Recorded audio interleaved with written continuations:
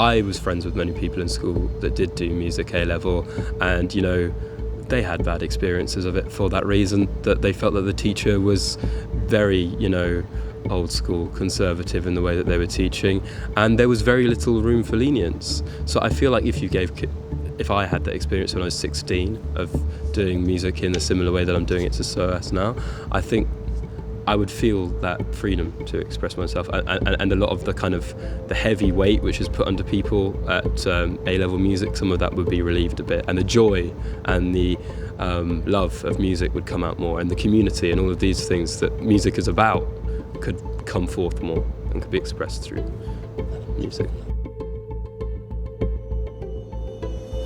A recent article in Music Teacher magazine noted that the uptake for Music A-level has been on a steady decline since 2012.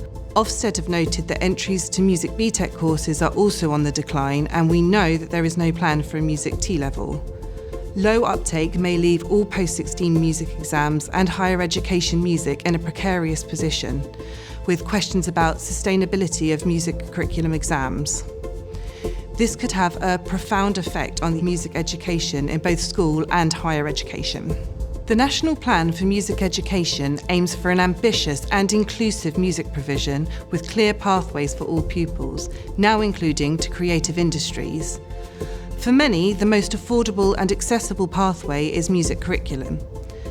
Although there are clearly challenges about how music sits within accountability measures such as Progress 8, world musics, music technology and popular musics have enlivened the pre-16 music curriculum, but post-16 the offer divides into A-level, music technology and the popular musics covered by the BTEC. Meanwhile, A-level music remains largely unchanged and out of step with the earlier, more diverse offer.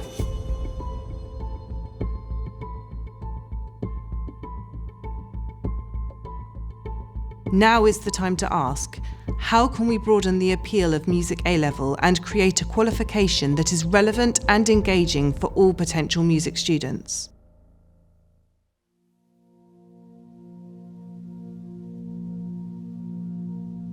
There are now opportunities to study a wide range of music in higher education, many of which are proving highly popular with young people by demonstrating the wider relevance of music, such as how it's used for healing, social cohesion, and for development.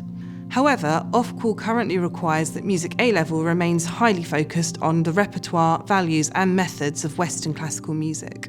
This presents three main interrelated issues.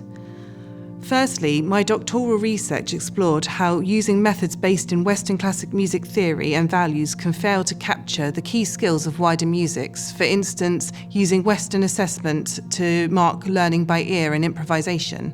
Taking non-Western music pathways when available therefore risks less successful examination outcomes. A-level can therefore become a barrier rather than a pathway for students playing instruments from non-Western or popular music traditions who want to access higher education. If their students have aspirations to study commercial music, for instance, we have a very popular commercial music programme at our university, and for those students it's not necessarily going to inspire them to do an A-level in music, which has so many classical set works, Western classical set works on it. So I was going to do A-level music.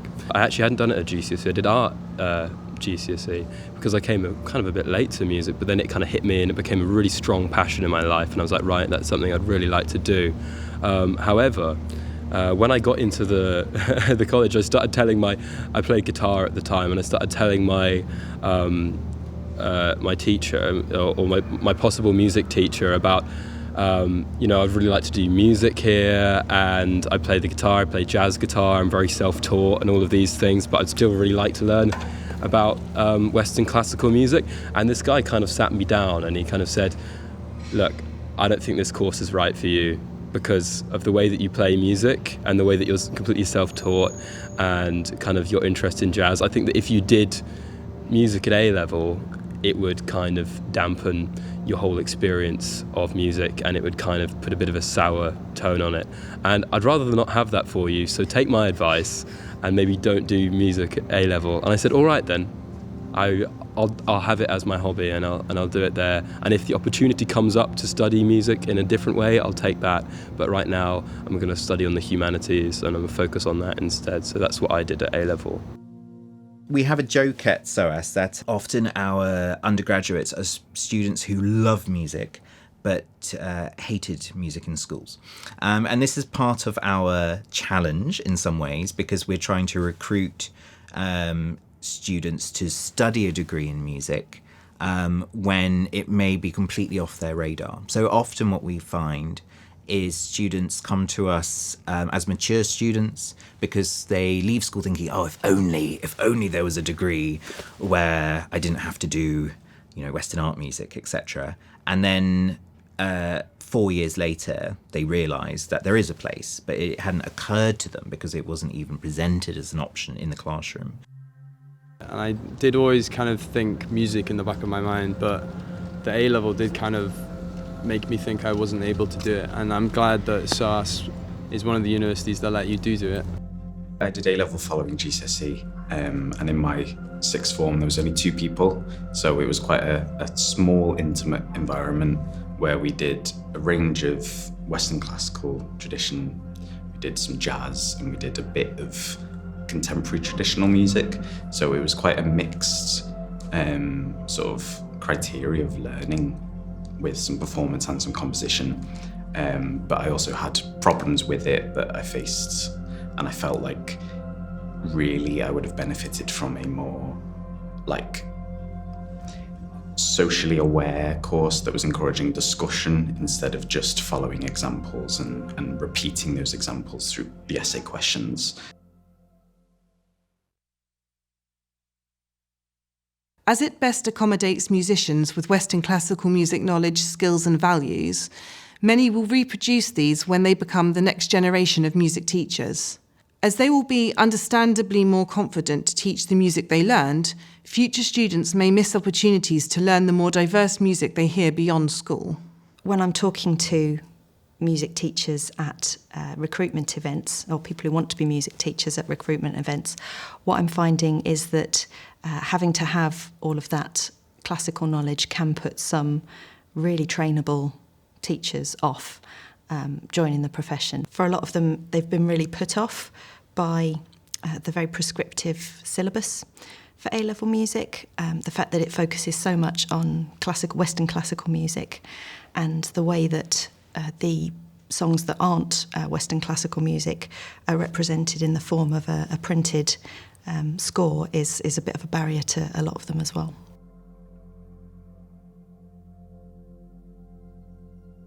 At a time when the arts and humanities generally, and music in particular, is being marginalised in education, the current A-level is simply not capturing the full value of what draws many young people to music.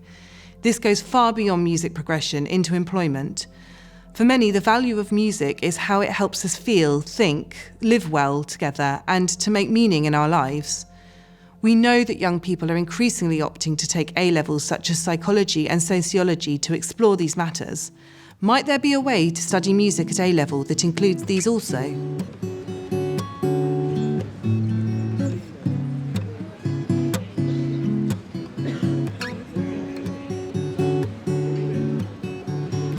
I'm in a daze and I'm stumbling around my own heart. Just being able to express yourself and process things that are going on in your life, especially when you're young. Mm-hmm. It's like if you were just start talking about something like really emotional or political issue or something that feels really big, but you can do it through music, it kind of can make it a bit more accessible. It's a vessel for all of that. And you saying that reminded me that that's what I didn't feel in the music classroom. I felt it was really stark and cold and unfriendly, which is the complete opposite to all the music spaces I've been in since.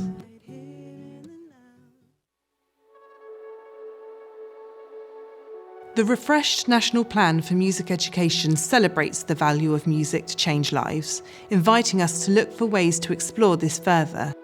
Of the many alternative approaches that we can draw on to do this, ethnomusicology offers a multidisciplinary approach informed by sociology, psychology, anthropology, and citizenship studies. Application of these to a music curriculum might include how musicians have used improvisation to free themselves in cultures that restrict them, what happens in the brain when we improvise, how music has been used to create a sense of belonging, inclusion, and to increase democratic participation. Beginning with this wider framing, we could foster a broader and more diverse music qualification by shifting the traditional focus of A-level music.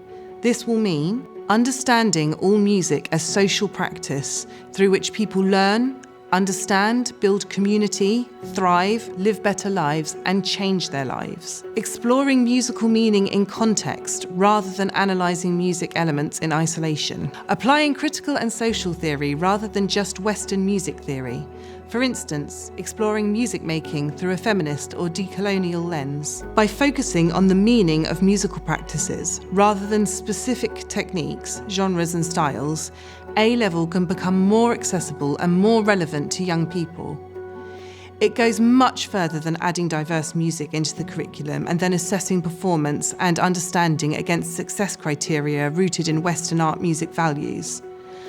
And most significantly, as well as broadening repertoire, this wider approach can be applied to all types of music, finding new values within the Western classical canon. Exploring music from a broader, global perspective can capture its full value for more young people. The idea of bringing in sociology, bringing in psychology, bringing in all those elements of music, because we all talk about how music is good for you, but we don't know the specifics of why. And if young people can learn why, then they can start to use, to quote Theodore, music in everyday life, and they can see how they use it, how they can use it for themselves, for their own personal growth and mental health, and with other people. This paradigm shift could move music from an increasingly marginalised and niche subject at risk of extinction in schools to one that could and should be central to young people's progression. We recognise that this is a brief summary of a larger, very complex field. So, over the next year, with the support of SOAS, we're going to bring together a working group to work on the details of what an A-level fit for the 21st century would look like. We invite a range of voices to contribute and are looking for representatives from teachers currently practicing in the classroom, colleagues in higher education, and most importantly, from young people. If you'd like to be part of this, please contact us via citizensofhere.com and join the conversation.